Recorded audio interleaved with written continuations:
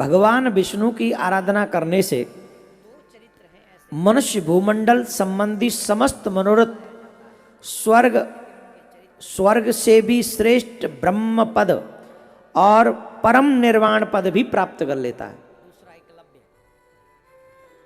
सिर्फ स्वर्ग ही नहीं, अब देखो यहां पर कितनी अच्छी बात कह रही है। भौमम मनोरथम स्वर्गम स्वर्गे रम्य च यत् पदम प्राप्त नो या पराधितो वैष्णवो निर्माणमपि चेतसाम। ध्यान से सुनना, क्या गजब की बात उन्होंने कही है कि जो भगवान विष्णु की सेवा करते हैं इस पृथ्वी पर जो कुछ चाहते हैं उन्हें वो मिलता है।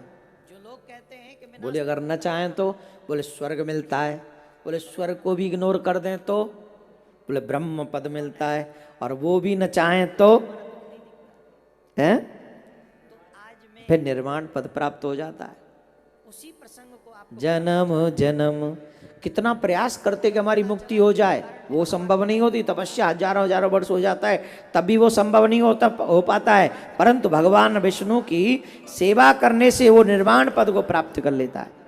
हे राजेंद्र, वो है जिस जिस फल की जितनी जितनी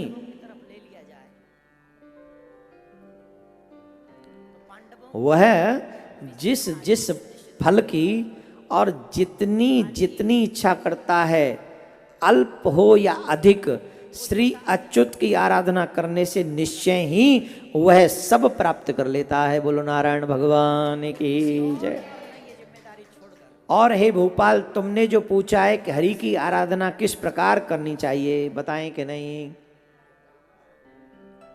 भगवान ये भी नहीं, ये इसमें इंटरेस्ट नहीं है किस प्रकार करनी चाहिए, वो बताओ फल क्या मिलता है। इसलिए भगवान फल दिपा दो, पूजा तो हम करते ही रहेंगे, फल बताओ महाराज। सुनो सुनो, हैं उससे बचने के लिए भी हाँ करेंगे तब तो मिले, वो ही नहीं करना है महाराज, आप कर लो पूजा, फल हमको दिलवा दो। पूजा किस प्रकार करनी चाहिए, आराधना कैसे करनी चाहिए, वो सुनो।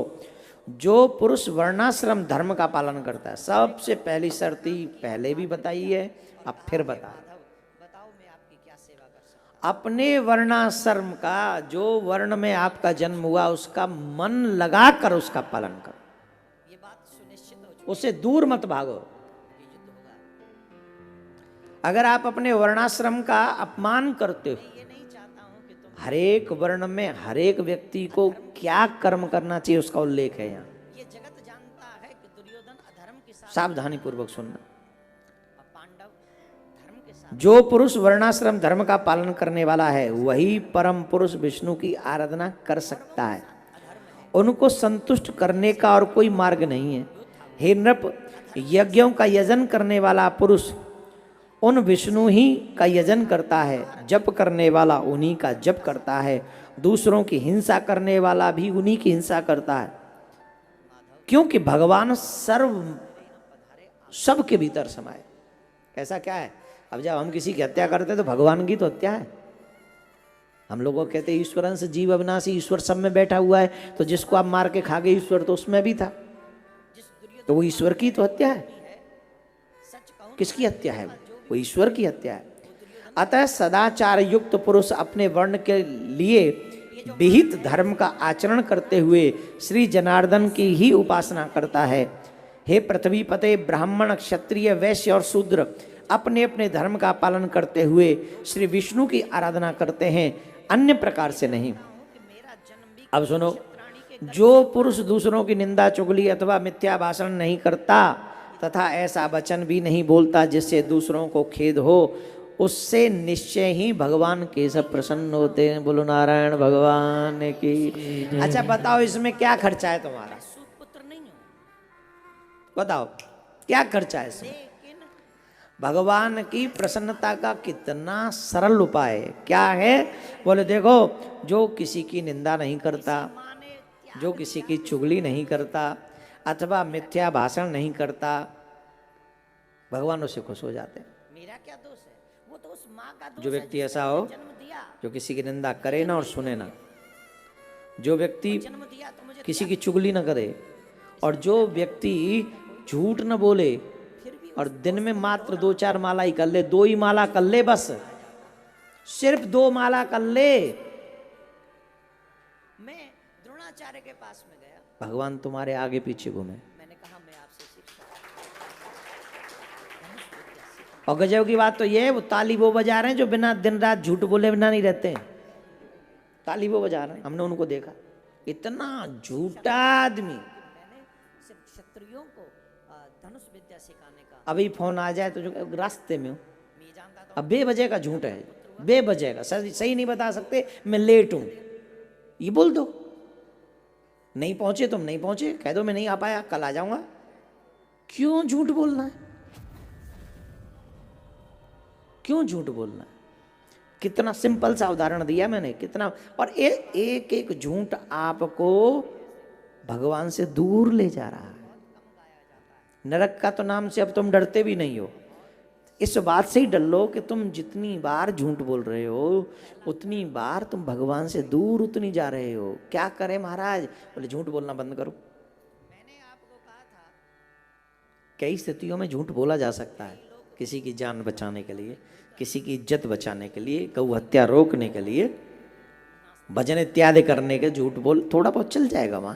लेकिन बात बात पे तुम आए नहीं, बोले आ रहा हूं रास्ते में ही हूं, है ही नहीं, घर से ही नहीं निकला तू, क्यों बोलना झूठ?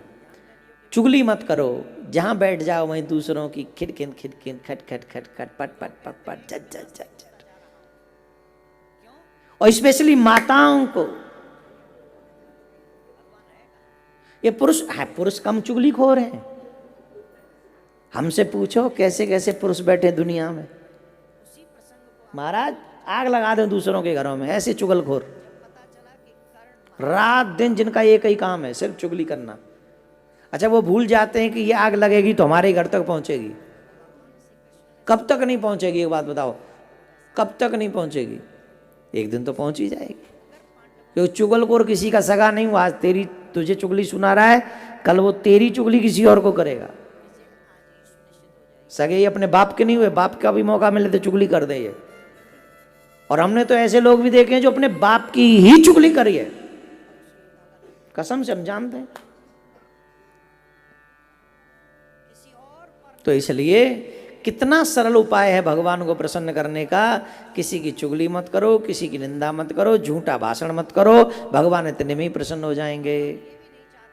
पर नहीं करना भगवान को प्रसन्न, वाणी को प्रसन्न करना है, दुनिया को प्रसन्न करना है, दुनिया वालों को प्रसन्न करना है, तो जमुना जी में चले जा और जो मन करे सो करे। कम से कम कथा सुन, वही बंद कर दे, फिर जी कर ले। कितना सरल उपाय के भगवान प्रसन्न नहीं होते। ये 3 चीजें करना शुरू करो आज से।